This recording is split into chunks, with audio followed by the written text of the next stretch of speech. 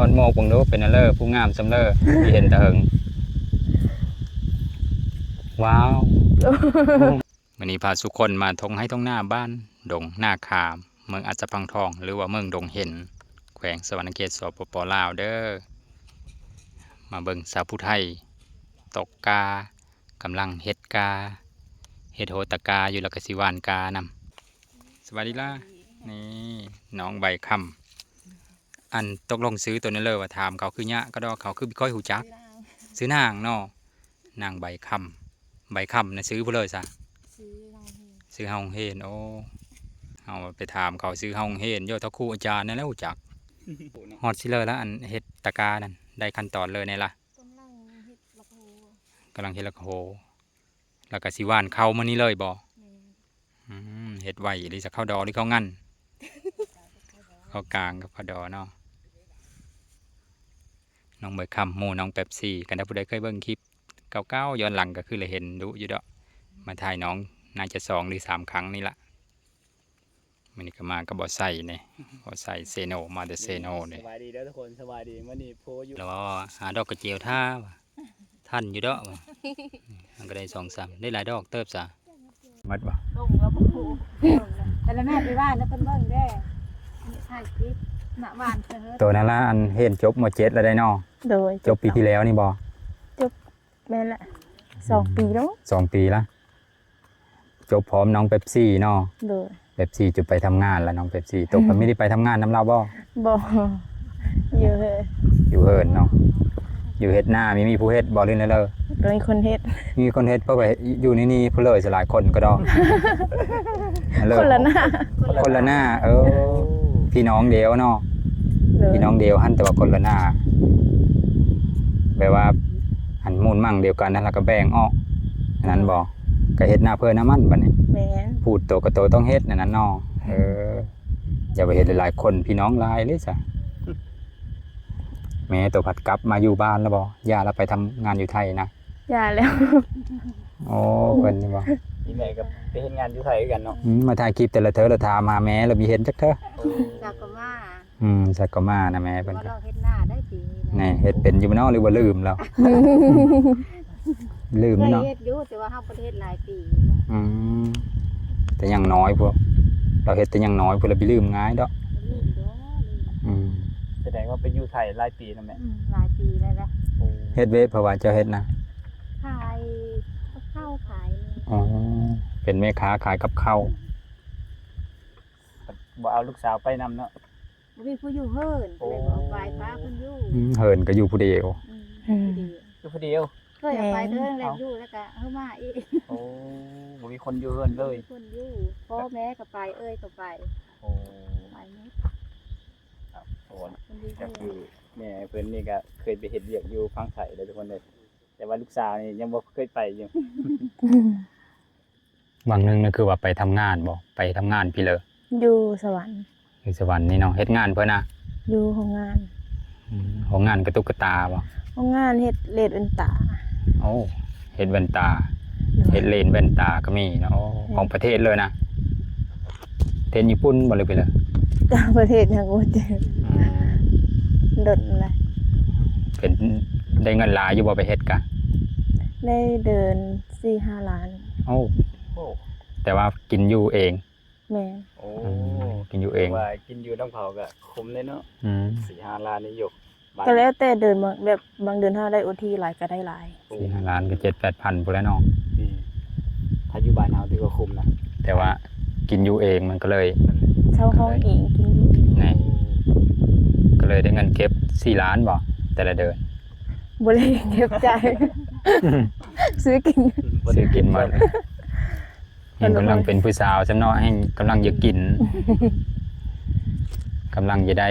เครื่องสำอางเสื้อผ้าแฟชั่นและผู้สาวเฮาเจอเขาอยู่ดอกอีกจะน้อยนึงก็น้องนางเราก็พาไปเฮ็ดตะกาพ่อแม่พี่น้องเบิ่งได้สักหน่อยนึงก็ตอนนี้เราพักโฮมพักเย็นก่อนซุมเฮากว่าเรามาเห็นเราก็เลยให้เราขึ้นมาพักโฮมก่อนหน่อยนึงแอนเดียวก่อนยังลงไปต้องเอาเข้าไปว่านดินแล้วบัดนี้ว่านเฮนกแล้วเนาะมีอยู่บ่นก เอ้ย ใจไว้ใจ บ้านบ่เป็นละ ไปเบิ่งผู้สาวว่านกาบัดนี้ เคยว่านคือเดียวก็ได้ แต่ผู้เหยื่อต้องกำกับนำว่ามองนี้มันหนาแล้วมันบางแล้ว ตอนนี้เขาก็ไปตึงสาวหน้าตึงบ้านกันเขาว่า บ้านครั้งแรกแล้วมั้งก่อนเอาเจ้าชิบ้านต้นน้ำก่อน ไอ้น้อยมันลงกันแล้ว โซเป๊ะแล้วบ่โซขี้ตมติดซ่องแล้วรุ่นสาวหน้าซ่องงามสำเร็จก็ได้เปิ้นขี้ตมเลย มาไถนาซอยสาวผู้ไทยเลยลาขึ้นมา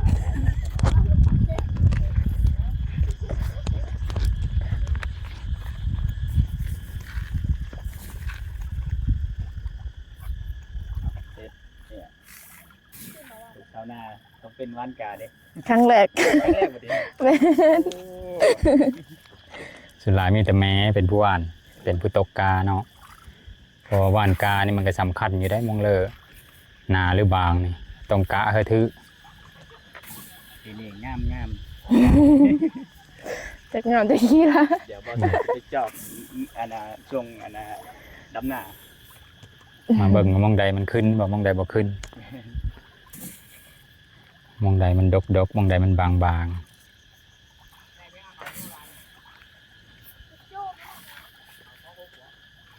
อยู่นี่กระแดดเอาเรื่องให้กันได้ทุกคนเลย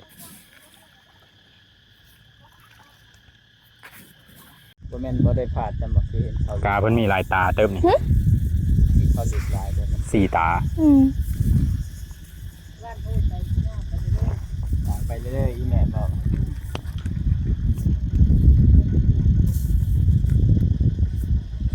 ไอ้เว้าสิมันบางโพดนี่ บางบ่ ปานแล้วก็มาเล่มนี้วานแล้วก็มาเล่มนี้ มาแล้วแม่มาเบิ่งอีกทีนึงเนาะว่ามองเลยมันบางมันหลํอีก บ่เคยว่า ถ้ามองกลางครึ่งอะไรมองน้ำมาแล้วนี่ว่านบีเทิง ไปเลย เอาว่านเป็นตัวเทิงนี่ก่อนตกกาแซวๆแล้วถึงฤดูเฮ็ดไร่เฮ็ดนาแล้วอย่าไปเฮ็ดเวทน้ำเป๊ปซี่อยู่บ่ตกกา วันบ่มีไผอยู่ แต่ว่าขึ้นจะไปอยู่เนอไทย ที่ กัน ไป เนาะน้องเป๊ปซี่แล้วเฮ็ดเวทไปแล้วหยุดกรุงเทพนะ เจ้าบ่ได้ถามเพิ่นเลย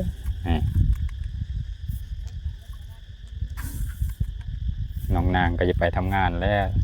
แต่ว่าจำเป็นมีคนเฮ็ดเวทคนเฮิรนตัวเองบ่หลาย ก็เลยจำเป็นต้องเฮ็ดหน้าดูอยู่บ่เฮ็ดหน้าก็เรียกว่าขี้ค้านอืม จำเป็นเลยเนาะขี้ค้านก็เลยเคยเฮ็ด ขี้ค้านก็ได้เฮ็ด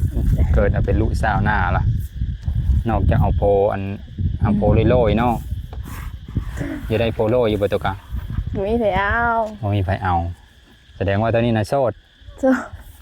โสดขี้เป้าสิบ่โสดดินบ่โสดดินหรือโสดดี สวัสดี ฮะ สวัสดี สวัสดี แหละ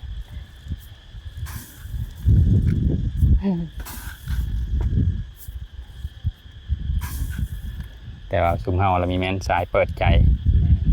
มีแต่ถ่ายให้เบิ่งวิถีชีวิตธรรมดานี่ล่ะอย่าสละโสดอยู่บ่ตกะ สวัสดีนี่แหละ อย่าโสดอยู่นี่ล่ะแสดงว่า เยี่ยมบ่ทันจักมี แสดงว่ามีผู้อยู่ในใจอยู่ได้นี่ได้ บ่มีบ่มี บ่มีอีหลีสิเอารถยอดเอาน้ำบ่โอ้4 ตานี่ยังว่าวิลายอยู่โตแสดงว่าหน้ากว้างอลิซะเฮ็ดกา4 ตาแล้วนี่ แถว เบิดนี้เลย แม่นแถวนี้เนาะแม่นบ่ ถงหนึง เพื่อนมันเด็ก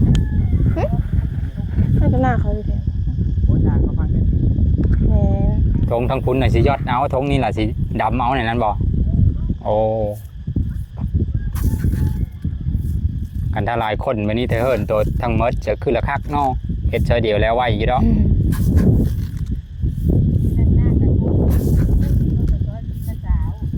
อ้าวในนั้นบ่ แม่นหน้าอยู่ในคำใต้ อ๋อหน้าตัวแท้ๆนี่อยู่หน้าคำใต้พวก โดย อันนี้หน้าสาวซื่อ แม่น ๆโอ้บัดอันหน้าที่อ้ายไปมาเมื่อกี้นี่ได้สอบถามเขาแล้วก็นั่นอยู่หั่นน่ะนะ อ้าวก็ แม่นบ่หน้าตัว แม่นก็หน้าไม่เท่า หน้าไม่เท่าตัวนั้นน่ะ เลย วันหน้ามีแม่นหน้าตัวแท้หน้าตัวที่ตัวเฮ็ดอีหลีแต่อยู่หน้าคำใต้พุ แม่นนี่นะคำไต ไก่จากทางใหญ่อยู่บ่หน้านั้นไก่จากทางใหญ่อยู่บ่หน้าพุ่นน่ะ มิดอันโคมาแล้วมันก็มีทางเข้า อ๋อทางเข้าไปอีก แม่นเข้าในพุ่น อืม สรุปก็คืออันนี้บ่แม่นหน้าแท้ โอ้แนวเฮ็ดโหกับแบบนี้โหลดคักเลยซะนี่มาจับยัดๆเช่นอันนี้โหลดโหสำเร็จรูปเขาเอิ้นน่ะมัดยามมันก็ฮื้อมาไว้อยู่เทงบ่โอ้คักเลยบัดนี้อันแบบนี้นะมีน้อยเดียวนึงอย่าว่าออมจิตโหลดมีในหอบได้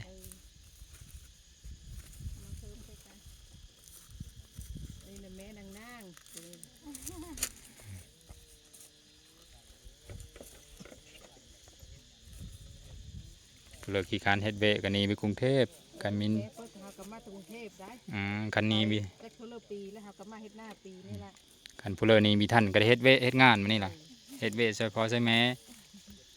บางคนมาโชว์ข้าวเคยจะฮอดยามหน้าฟ้าวนี้ไปกรุงเทพ เยี่ยมอยู่ห้องเลยนี่ออกแล้ว หมดคู่หนึงแล้วเนาะ เลย ผมจะมีอันนี้นะ เก่งตัวซะ หวานข้าวปีแรกกะ ปีแรก จนหมดคู่ทาง4นึงเฮ็ดเลยต่อบัดนี้ พักผ่อนบ่ พัก เอาพักผ่อนโชว์ข้าว เด้อ เดี๋ยวเมาแดดได้ทุกคนเลย ไปพักผ่อนกินน้ำกินในก่อน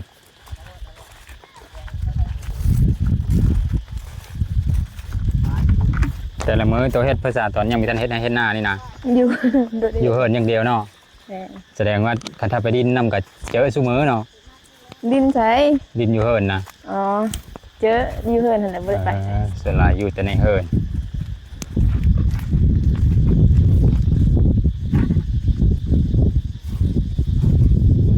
ทอดโมกเบิ่งดูเป็นอันเลอผู้งามสำเลอที่เห็นแตะเหิงว้าว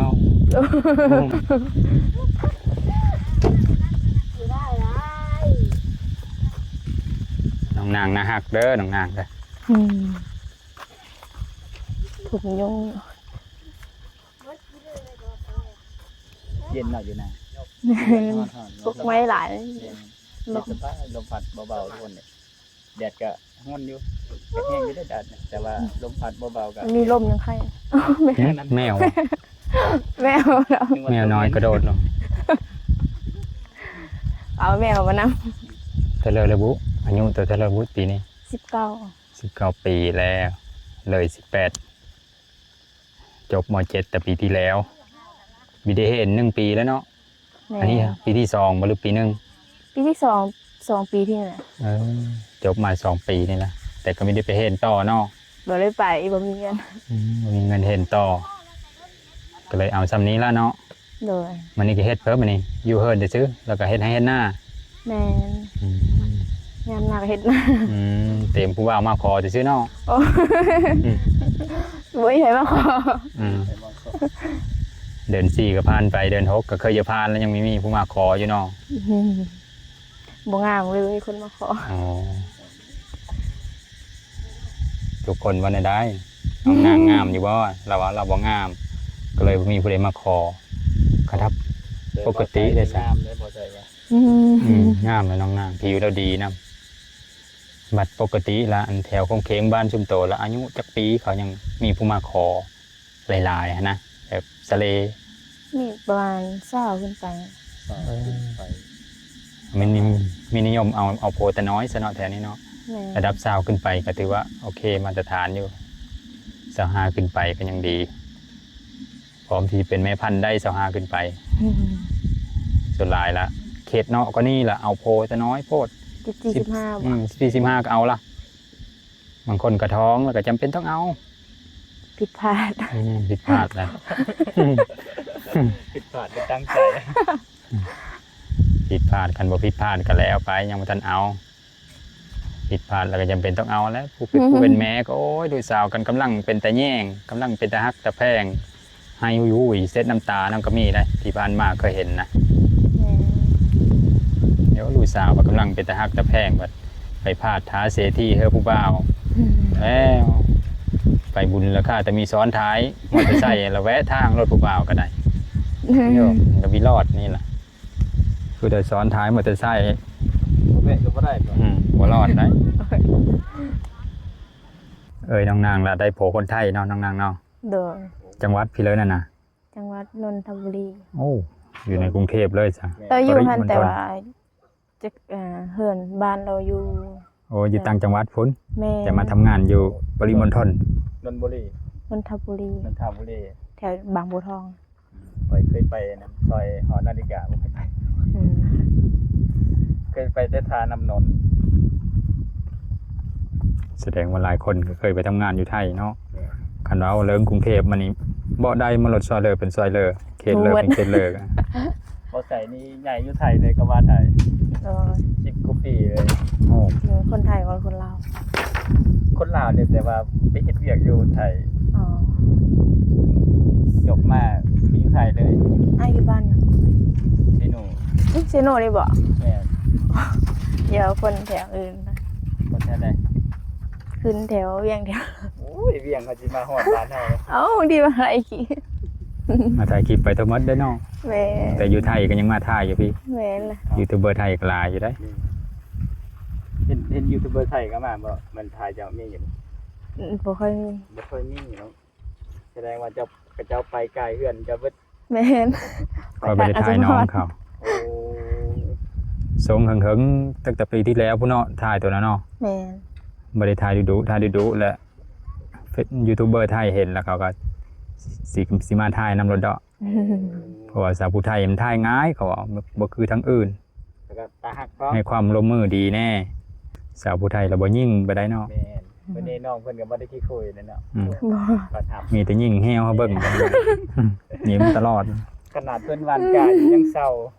ยังมาให้เบาใส่สายมานั่งห่มอยู่ทุกคนเลยได้ดีนะแม่เฒ่า3ป้า อ่าไม่เท่าสาม เฮา ต้น ทงนึงนั่นหน้าคำใต้นี่ เด้อ หน้าน้องเองแล้วมีทงเดียว แม่น อันก็เลยกินแล้วทงเดียวนั่นก็เนาะ แม่นแหละ บ่มีคน บ่มีอยู่นำนี่เพิ่นนี่ก็อยู่3คน อยู่ พ่อพี่แม่ แม่นแล้วก็น้อง ลูกสาวหล่าเด้อทุกคนเด้อ อืม คาดองนี่แพงเด้อทุกคนเด้อลูกสาวหล่า บ่แพ้ กระดองบ่แพง ก็ต้องบ่แพงบ่ บ่ เพ แพ้ ลงนี้เห็นเขาแต่งกันเป็น100ล้านก็มีเขาบอก บ่ฮอดติ บ่ฮอดบ่ บ่บ่50ล้าน งานแต่งมื้อนี้งานแต่งเมื่อกี้นี่30 ล้าน แต่ว่าให้เอลี10 ล้านค่ำนะ2สลึงคันถ้าให้เอลีนะคันถ้าค้างไว้2สลึงพอ1 บาทได้เพิ่นเว้านะคันถ้าบ่เลิกบ่ลากันก็แล้วเลยบ่เอาเลยส่วนที่เหลือบักหลายๆนั่น แสดงว่าบ่แพงคือกันเนาะ แม่นเขาเว้าเพ้อไว้เด้เขากันว่าย่านลูกหลานปะกันเลิกกันทิมลูกหลานเขานะเขาก็เลยเอาคาดองถือว่าหลายๆไว้ก่อนหลายๆนี้หมายถึงว่าหลายๆในเขตชุมเฮาเด้คันถ้าทั้งอื่นเขาอาจจะว่าบ่หลาย30 ล้านนะ30 ล้านมันก็น้อยเดียวนึงเด้ ในปัจจุบันนี่30ล้านมันก็ถือว่าธรรมดานะ นั่นน่ะ เพราะว่าเนี่ยอยู่ในกินเลี้ยงแขกอ่ะมันก็แพง หลายนํตัวนั้นนํนอกสิ้นเปิงนํตัวนั้นเราเบ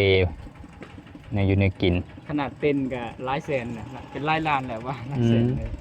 หลายล้าน แต่ว่าบางคนก็ถามว่าสิคุ้มค่าอยู่บ่เขาสิใช้ซ่องหลายซำใดสิคุ้มอยู่บ่คือเฮ็ดหลายอย่างแท้เพราะว่าผู้ไทยนี่สิกินตั้งแต่มื้องานดองมื้อกลางคืนหั่น สัตว์แจ้ง คาโง่อีกตัวหนึงจนสอดแจ้งแล้วก็มื้อต่อมามื้อเฮ็ดพิธีนี่ก็ต้องคาอีกตัวหนึงโง่น่ะไว้ตอนรับแขกนะถือว่าสิ้นเปลืองหลายกว่าทางอยู่เมืองเขาเฮ็ดนะเห็นอยู่ในกระโตแขวงสวรรณเขตเขามาโฮมงานนะขอป้าตัวแบบนี้สิ้นเปลืองอีหลีบ่กิน2เทอ2มื้อโลดกว่าละแล้วงาน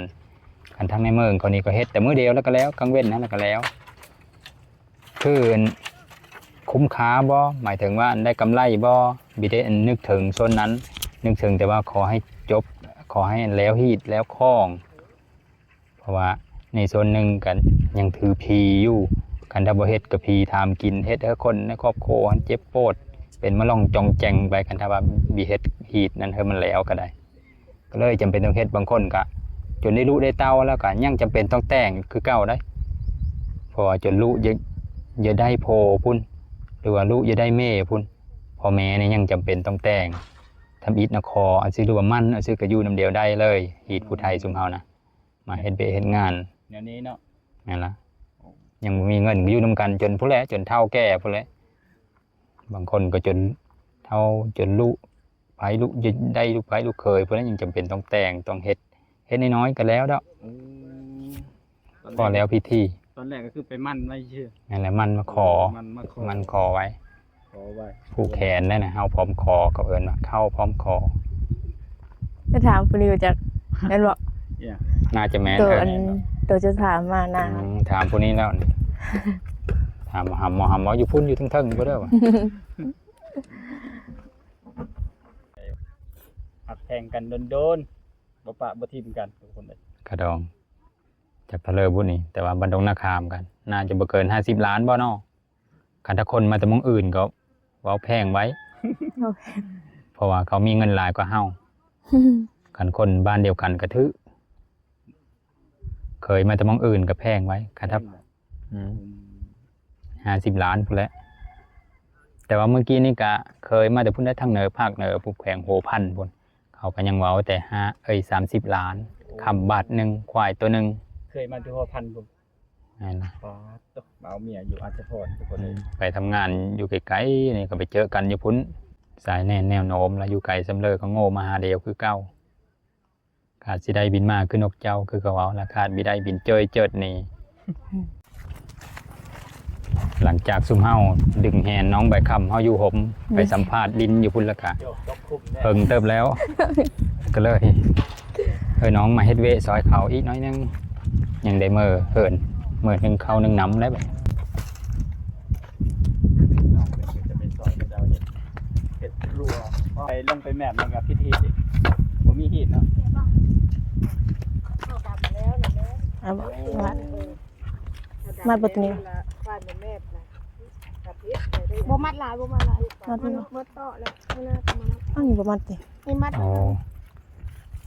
แม่เป็นว่ากันถ้าว่า ตอนนี้ควายมาแมบนะมีพิษ มีคลั่ม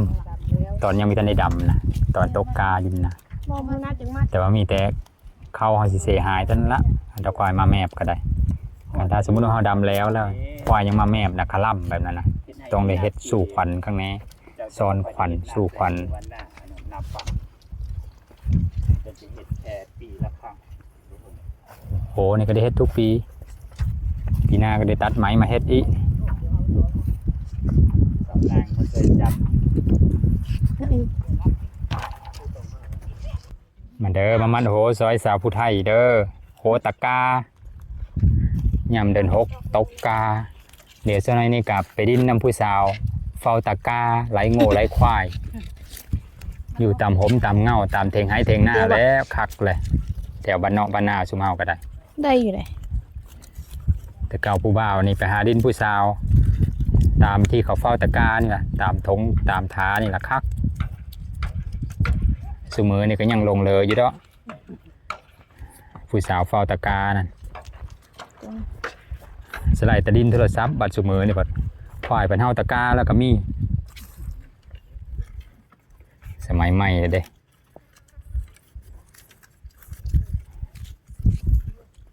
สมัยสุมเฮาพดินไผอัน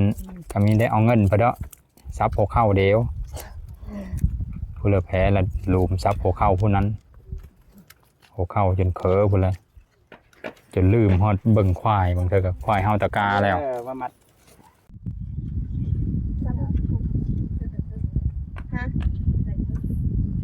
แต่ว่าซุมื้อนี้บางหมู่บ้านเขาก็ยอดเอา เนาะ หว่านเอาก็มีบ่ได้ปักดำ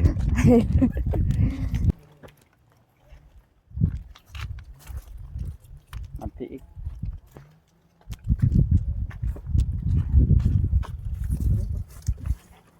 อยู่นั้น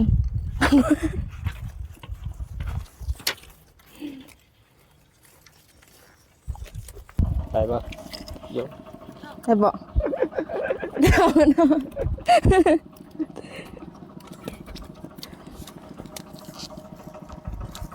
เขาเลี้ยงแล้วแต่เธอ มีวัด อี บ่ กจังน้อยผู้นแหล้วเขา บ่มีวัด กาเริ่มอ้อเขียวๆผู้นแหล้วผู้บ้านผู้ใหญ่บ้านเพิ่นยังประกาศว่าให้เอาสัตว์เลี้ยงมาผูกไว้หน้าไผหน้ามั่นเฮินไผเฮินมั่นเด้อคันถ้าผู้ใดบ่ผูกก็ผู้นั้นเป็นโทษได้คันถ้ามันเข้ากินกาเขาก็ได้ หรือว่าเอาผามาฟันขาฟันแข้งขาดกับบิเดอร์เป็นโทษได้แบบนั้นต่อไปนะคันถ้าผู้ใดยังปล่อยสัตว์เลี้ยงอยู่ก็ได้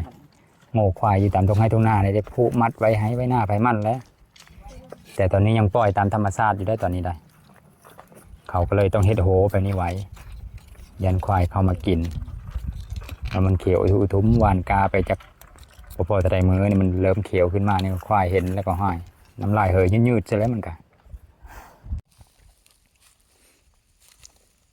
สาววานตานี่ได้สาวเห็นห้องเลอแล้ววานเพราะว่าวานใจ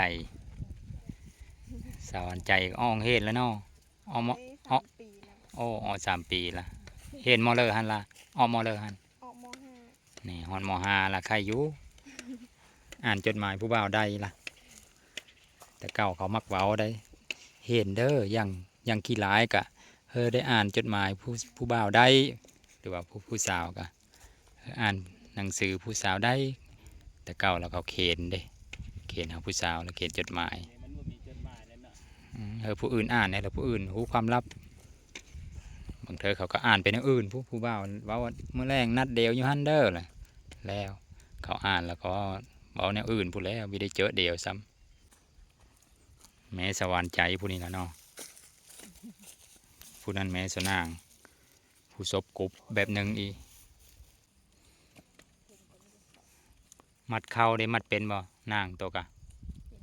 โอ้มัดกาก็เป็นมัดเข้าก็เป็นเวผู้ชายเราก็เป็นคือเดียวแล้ววะขันคนน้อยแล้วแบบนี้ละเป็นมดเวผู้ชายผู้หญิงก็โลมอยู่ในผู้เดียวหันall in one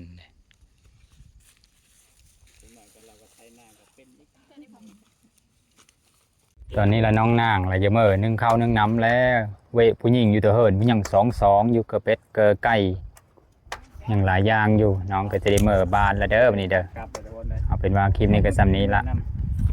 ขอขอบคุณเจอเอฟซีมาทุกคนเด้อที่สนับสนุนโดยการรับชมโฆษณาให้ก็ได้โอเคละเดี๋ยวเจอเดี๋ยวไม่เฮากับบ้าย